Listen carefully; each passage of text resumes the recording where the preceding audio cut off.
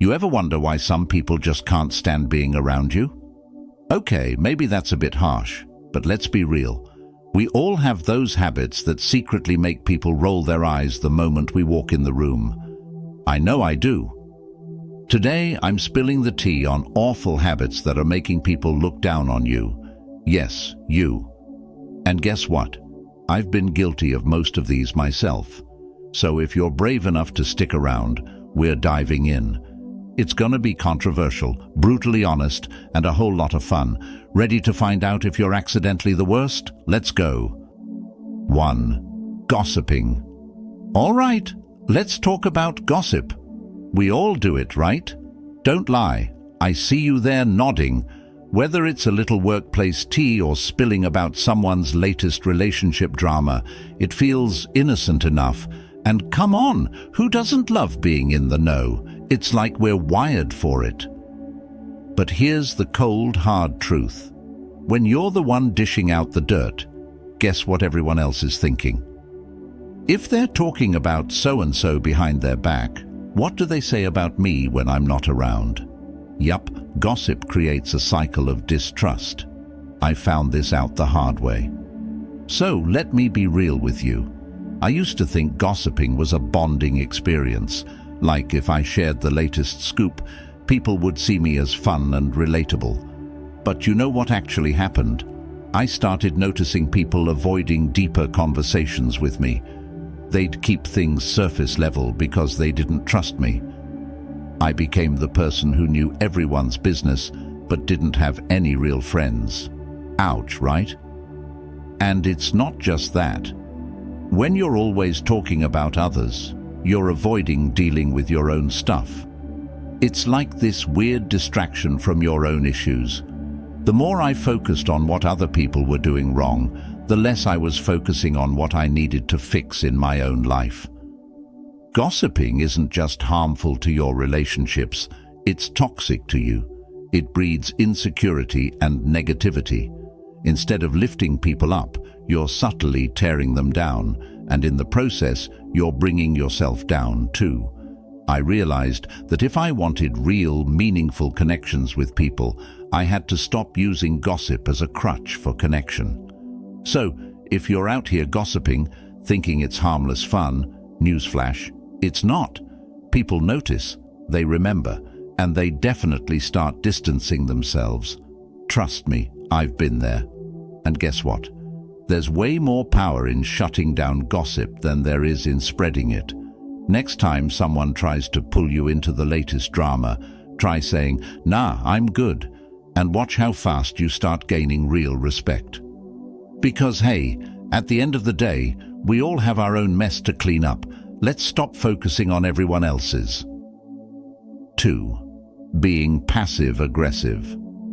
Oh, passive aggression, the art of not saying what you mean but totally expecting people to understand you anyway. You know what I'm talking about. The classic "I'm fine" with that stone-cold face that says everything but fine. Or when someone asks you to do something and you go, "Yeah, sure, whatever." But inside you're plotting their downfall. We've all been there, and it's like this twisted version of emotional warfare. Now, I used to think passive aggression was this genius way of avoiding confrontation. Like, why argue when you can just drop subtle hints and make them feel bad for not reading your mind, right? Wrong.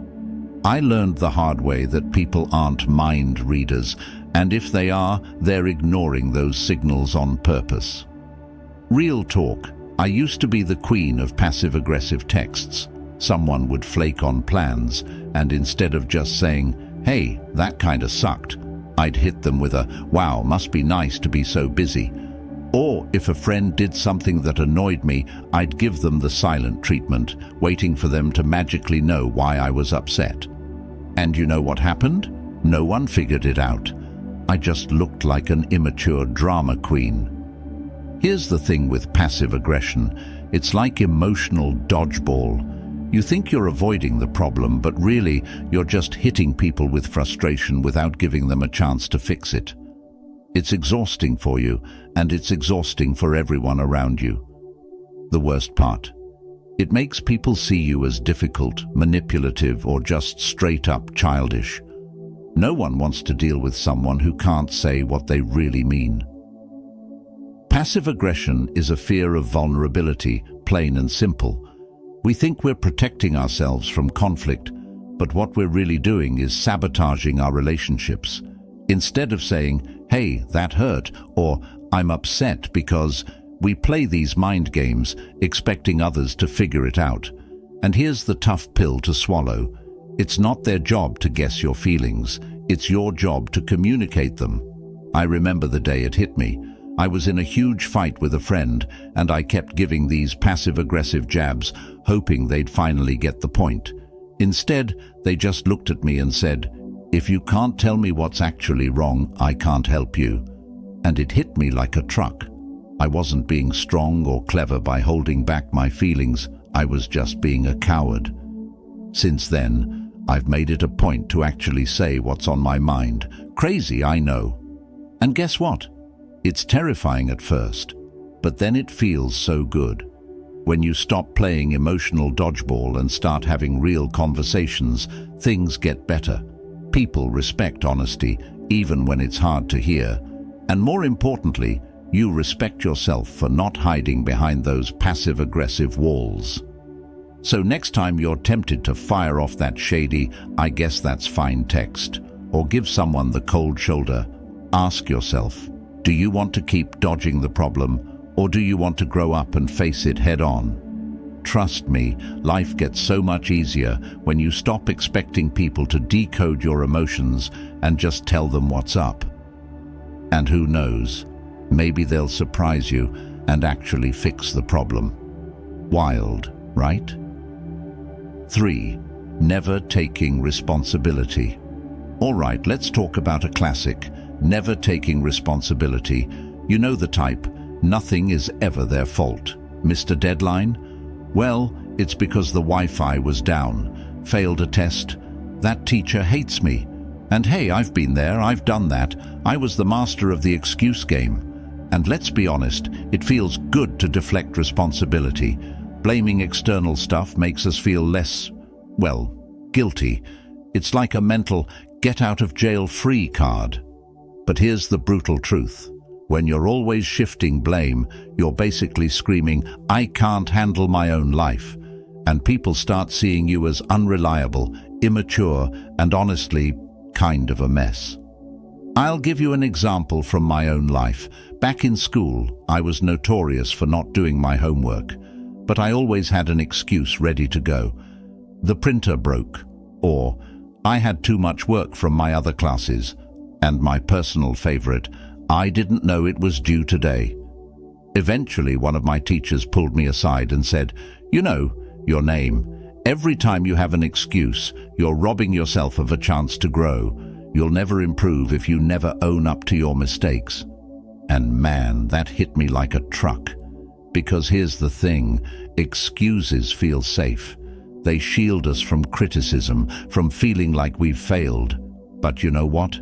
They also trap us in this cycle of mediocrity. When you don't take responsibility, you give up your power to change things.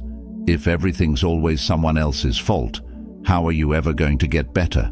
Spoiler, you're not. I realized that my constant excuses weren't protecting me, they were holding me back. Every time I blamed something or someone else, I was avoiding the hard truth that maybe I just didn't put in the effort. Maybe I could have done better. And guess what? That's not a bad thing. Real growth comes from saying, "Yeah, I messed up, and I'm going to learn from it." Responsibility is freedom. When you own your mistakes, you can actually do something about them. I remember the first time I actually owned up to a mistake at work. I missed a deadline, and instead of coming up with my usual laundry list of excuses, I just said, "Hey, I didn't manage my time well. I'll do better next time." And you know what happened? My boss didn't flip out. No one threw me out of the building. In fact, they respected me more for taking ownership. I learned that people don't expect you to be perfect. They just want you to be honest and accountable. But listen, I get it. Taking responsibility sucks in the moment. No one likes feeling like they dropped the ball, but long term, it's a game changer. When you stop making excuses, people start trusting you more, and you start trusting yourself more too. And honestly, isn't it better to own your mistakes than to live in constant fear of being found out? Plus, let's be real, life gets so much easier when you stop juggling all those excuses. No more mental gymnastics trying to remember what your latest excuse was. Just take the hit, learn from it, and move on. So next time you're tempted to blame the dog, the weather, or the universe for your screw-up, try this instead. Own it. It's scary at first, but trust me, it feels so much better in the end. And hey, people might actually start respecting you for it. Wild concept, huh? Now go out there and start taking some responsibility. Your future self will thank you. Fourth, lack of basic hygiene. All right, folks, it's time to address the elephant in the room, or maybe the odor in the room.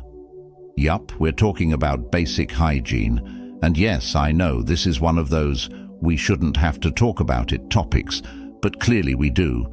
You'd think after years of civilization, everyone would have mastered the art of soap and water, but apparently some folks just haven't. Now let's be real. No one wants to be the person that others are actively avoiding because of, a certain smell. But it happens. And look, I'm not here to judge.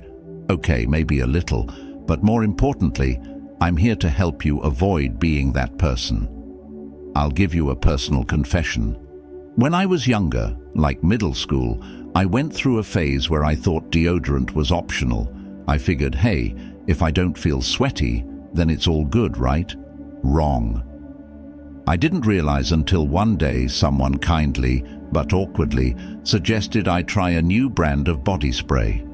Yeah, that was my wake-up call. Nothing like the horror of realizing you've been walking around stinking up the place to make you rethink your life choices. Trust me, I rushed home that day and stocked up on every product in the hygiene aisle. But here's where it gets controversial. When we talk about hygiene, it's not just about smelling good, it's about showing respect, not just for others, but for yourself. Because here's the harsh truth. If you're not taking care of basic hygiene, people start to question what else you're neglecting. It's like a silent red flag waving, saying, if they can't handle a shower, how can they handle bigger responsibilities? It's not fair, but it's how people think. And it's not just about body odor.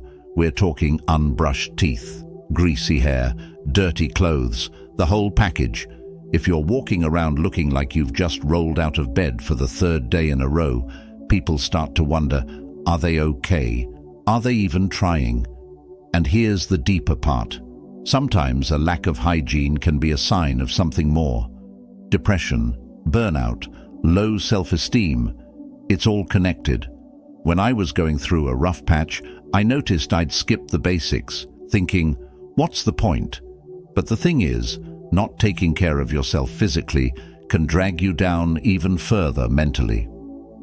There was a time in my life when I was so overwhelmed with work and stress that my self-care took a back seat. I'd skip showers, throw on the same clothes from the day before, and hope no one noticed. But guess what?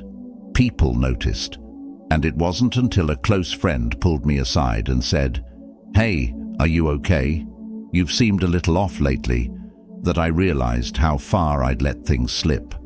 That wake-up call helped me understand that neglecting hygiene was a symptom of a bigger issue. I wasn't taking care of my mental health either. Hygiene isn't just about looking or smelling good, it's a form of self-respect. It's the first step in showing the world and yourself that you value who you are. When you let go of the basics, it's like you're telling yourself, "I'm not worth the effort." And that can spiral into deeper feelings of self-doubt. But here's the good news. Taking small steps, like brushing your teeth or washing your hair, can give you that boost you need to start feeling better overall. It's weird how something so simple can have such a big impact on your mindset. So yeah, I get it. Some days, the idea of dragging yourself into the shower feels like climbing Mount Everest.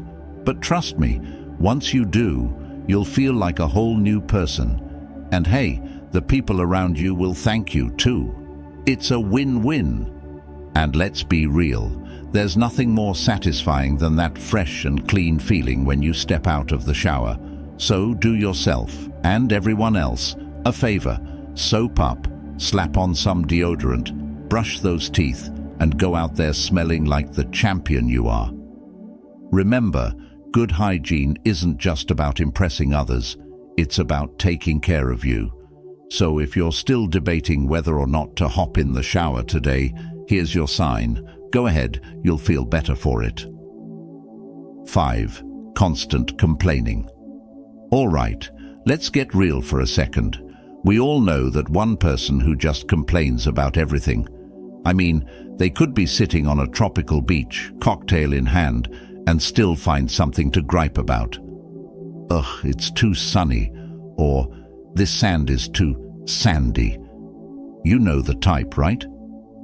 And here's the thing. If you're sitting there thinking, wait, I don't know anyone like that. You might be that person. But don't worry, we've all been guilty of it at some point, yours truly included. I went through a phase, especially when I was stressed out, where I complained constantly, and not even about big things. I'd walk into work like, ugh, why is it so cold in here?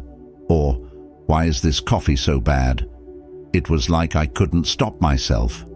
But then one day, a friend straight up told me, you know you complain more than anyone I've ever met, right? And that stung. I didn't even realize how negative I was being. And let's be real, constant complaining is exhausting for you and everyone around you. It's like negativity is contagious, and when you're always focusing on what's wrong, people start to see you as a dark cloud. Worse, they start avoiding you. Trust me, when people see you coming and their first instinct is to duck into the nearest room to avoid hearing another rant, it's not a good sign. Now, here's where this gets a little uncomfortable. Complaining feels good in the moment. It's like venting out the frustration. But the truth is, constant complaining isn't harmless. It creates this loop where you focus only on the negative, and that's all you start to see. It's like you train your brain to ignore anything good happening around you, and if you're constantly bringing negativity to the table, people start to look down on you, thinking, if they're always unhappy, maybe they're the problem. Ouch, right? Here's the deeper issue. Constant complaining is often a mask for something bigger. When I was going through my complaining phase, it wasn't really about the bad coffee or the cold office. It was about feeling overwhelmed, stressed, and not in control of my life.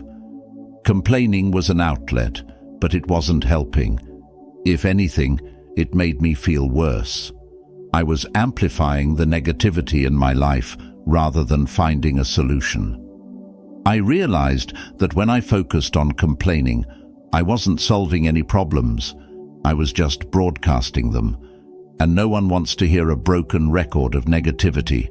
So I started doing something wild. Whenever I felt like complaining, I'd stop and ask myself, okay, what can I do about this? If I couldn't fix it, I'd let it go. And if I could, I'd stop complaining and actually take action. It was hard at first, but over time I noticed a huge shift in how people responded to me and how I felt about myself. Here's the thing. Life is always going to throw curveballs. Things are always going to go wrong sometimes. That's just reality. But constantly focusing on what's wrong stops you from seeing what's right. It blocks gratitude. And gratitude, that's the antidote to complaining. The more you practice finding what's good, the less you feel the need to complain. And guess what? You start attracting more positivity. People want to be around you because you lift them up instead of dragging them down. So, if you're finding yourself complaining about everything from the weather to the Wi-Fi, maybe it's time to take a step back and ask, am I actually trying to solve this, Or am I just stuck in a habit of whining? Because let's be honest, the constant complaining, it's not cute, and it's definitely not helping anyone. Next time you're about to drop another complaint bomb, try switching it up. Find something, anything to be thankful for. You'll be surprised how much better you'll feel, and trust me, the people around you will thank you too. Remember, complaining may feel like the easy route, but finding the good, now that's a real power move. 6. Being chronically late. All right, let's tackle a habit that's more common than you might think, being chronically late. You know the drill. There's always that one person who's perpetually running behind. The classic, "I'm just 5 minutes away," that somehow turns into 20, or the "I'm on my way" text that you send from your couch while still in pajamas. Yup, we're talking about those who always seem to be in a time warp. Now, before you start throwing excuses at me, let's get real.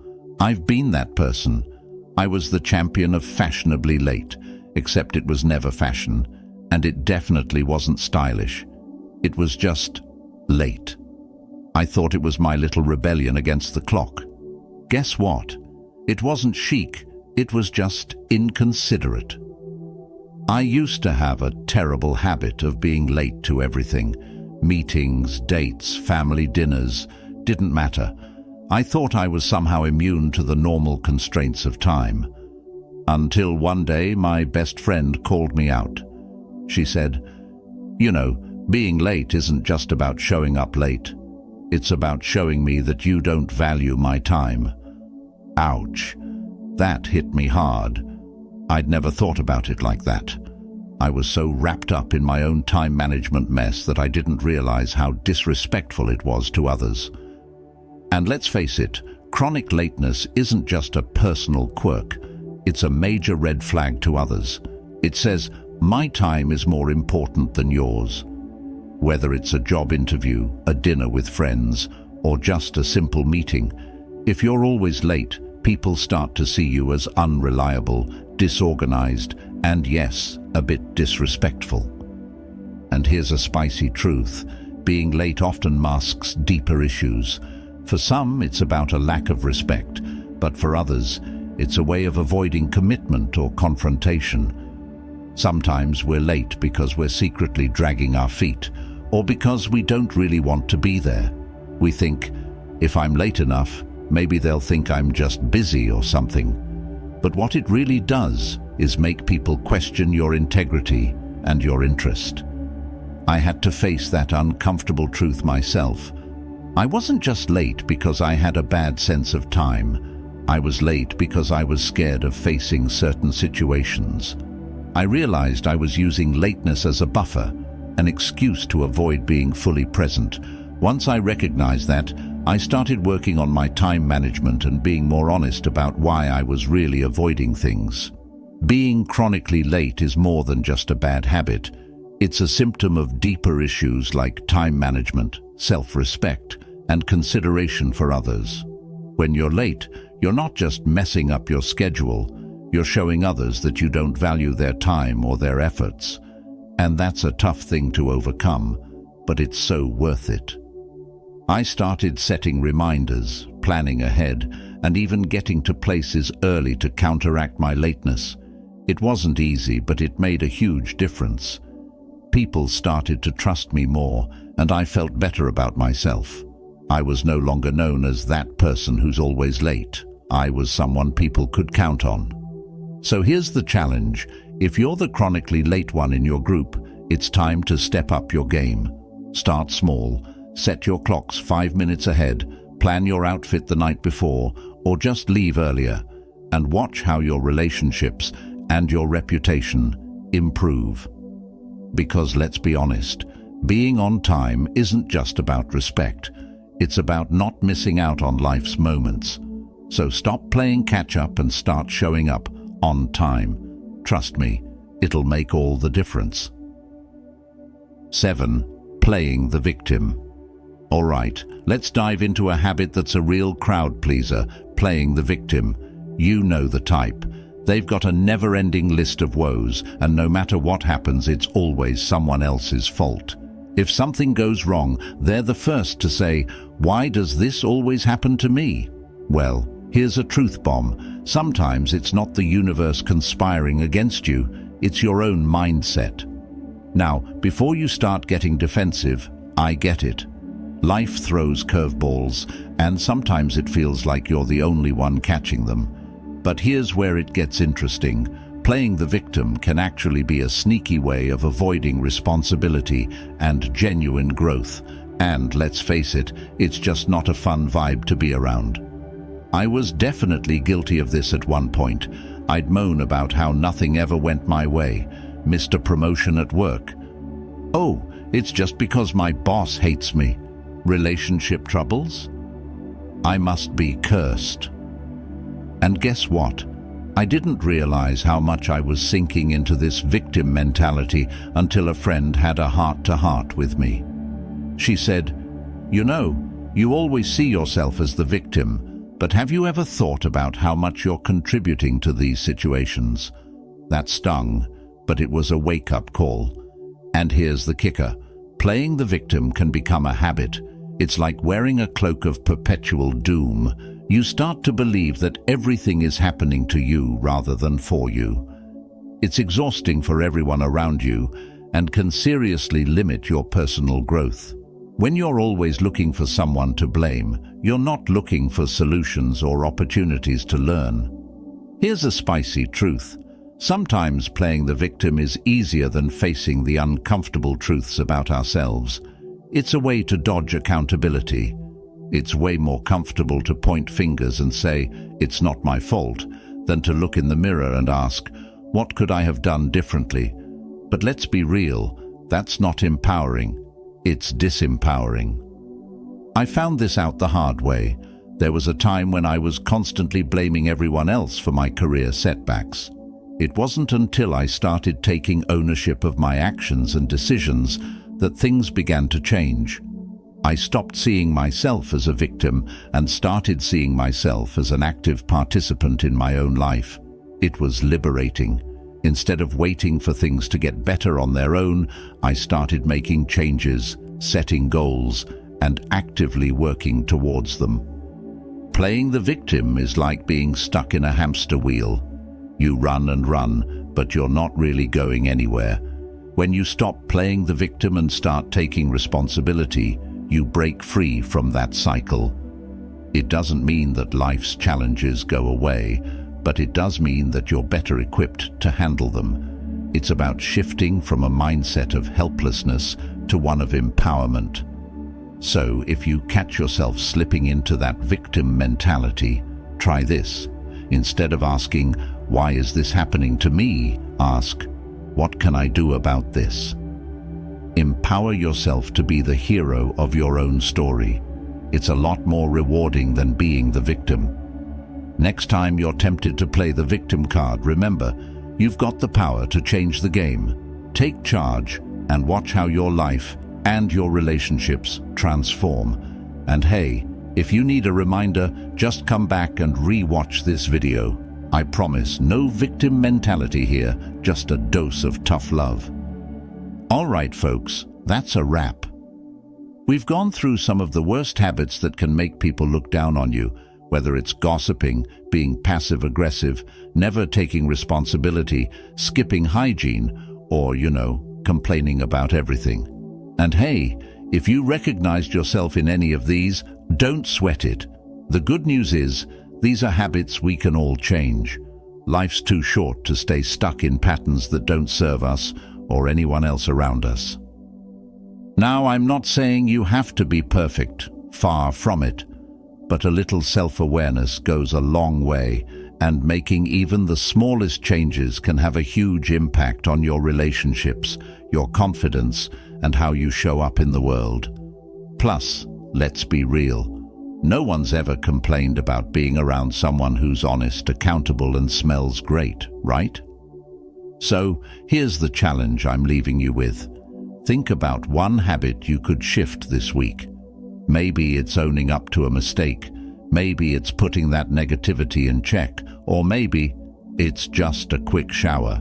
Baby steps, people. Thanks for sticking with me through this one.